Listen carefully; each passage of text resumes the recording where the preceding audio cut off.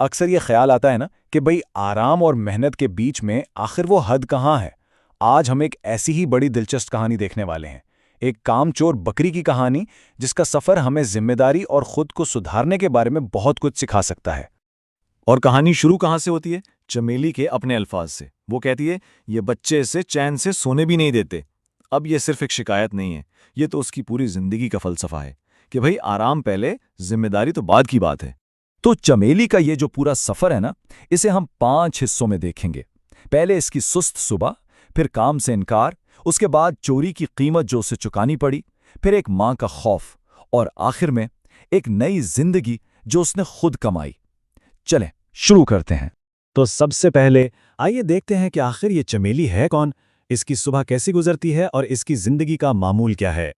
चमेली की पहचान अगर एक लफ्ज में की जाए तो वो है कामचोर। और ये सिर्फ सुस्ती नहीं है, नहीं, ये तो जैसे काम से बचने का एक हुनर हो। इसके लिए दुनिया की सबसे बड़ी खुशी है सोना, और बाकी सब कुछ बस एक बोझ। इसकी सोच बिल्कुल साफ है, जिम्मेदारी एक बोझ है। जब उसके भूखे बच्चे उसके पास आते हैं ना, तो वो उन्हें प्यार से नहीं देखती बल्कि गुस्से से देखती है। इसकी दुनिया में मेहनत एक सजा की तरह है, और खाना वो तो बस एक हक है जो बगैर कोशिश के मिलना चाहिए। लेकिन सवाल ये है कि क्या चमेली को खुद को बदलने का कोई मौका नहीं मिला? कहानी के दूसरे हिस्से में हम यही देखते हैं कि उसे बार बार इशारे मिलते हैं, लेकिन वो हर बार मुंह मोड़ लेती है। यहां कहानी में ना एक बड़ा दिलचस्प पैटर्न है। इससे 3 अलग अलग मौके मिलते हैं। पहले एक बैल, फिर दूसरी बकरियां, और आखिर में उसका मालिक हरिया। और सब एक ही बात कहते हैं, काम करो खाना लो। लेकिन चमेली का जवाब हर बार एक ही, इनकार। वो बस मेहनत से भाग रही थी। अच्छा, जब मेहनत के सारे दरवाजे कोई खुद बंद कर दे तो फिर एक ही रास्ता बचता है ना, चोरी का।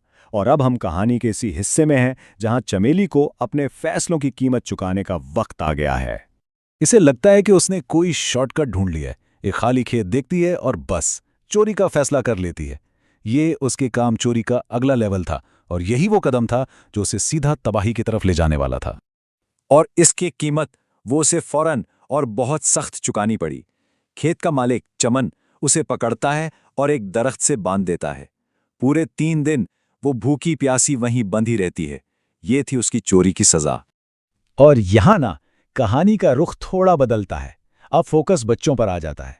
वो जानते हैं, उन्हें पता है कि उनकी माँ सुस्त और कामचोर है, लेकिन इसके बावजूद उनकी मोहब्बत में कोई कमी नहीं आती, और वो खुद अपनी माँ को ढूंढने के लिए निकल पड़ते हैं। देखें, चमेली की आज़ादी इसकी अपनी कोशिश से नहीं आती, बल्कि एक चूहे के रहम से। गणपति बप्पा का नाम सुनकर वो चूहा उसकी रस्सी काट देता है। तो चमेली को एक और मौका तो मिल गया, लेकिन सवाल अब भी वही है, क्या वो इस बार उसे इस्तेमाल करेगी? अब हम कहानी के क्लाइमैक्स पर पहुंचते हैं। वो लम्हा जहां एक ऐसी खबर आती है जो उसे तोड़कर रख देती है, और यही उसकी जिंदगी का सबसे निचला, सबसे तारीक मकाम है। जैसे ही वो आजाद होती है, वो सीधा घर की तरफ भागती है, लेकिन वहां कोई नहीं होता। उसकी सुस्ती और लापरवाही की असल कीमत अब उसके सामने आ रही थी, और ये कीमत भूख नहीं थी, ये उसके बच्चों की गुमशुदगी थी। और फिर हरिया उसे वो खबर देता है जो उस पर बिजली बनकर गिरती है, कि उसके बच्चे जो उसे ढूंढने निकले थे एक शेर का शिकार हो गए। अब ये खबर बाद में गलत साबित होती है, लेकिन चमेली के लिए यही वो लम्हा था जिसने सब कुछ बदल दिया। और यही है कहानी का टर्निंग पॉइंट। उसे एहसास होता है कि बच्चों की मौत की जिम्मेदार वो खुद है।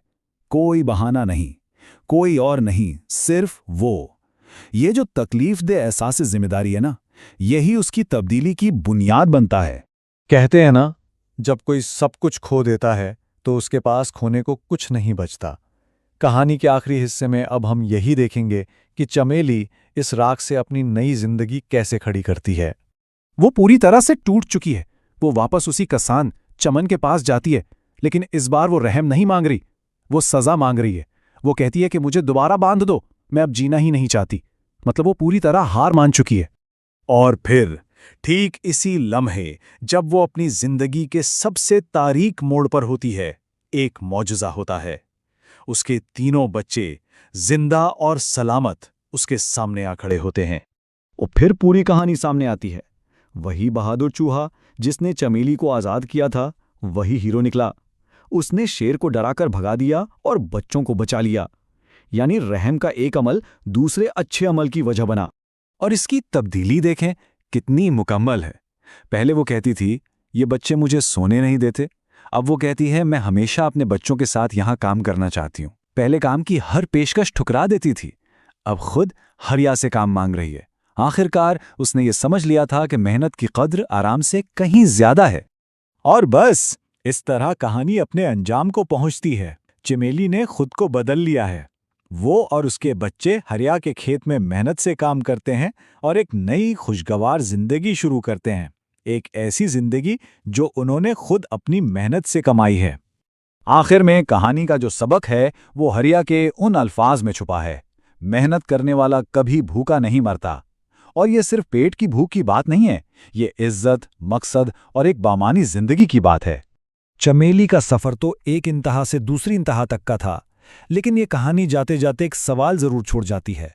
हमारी अपनी जिंदगियों में आराम और मेहनत के दरमियान वो सही तवाजुन, वो राइट बैलेंस आखिर है क्या? ये एक सोचने वाली बात है।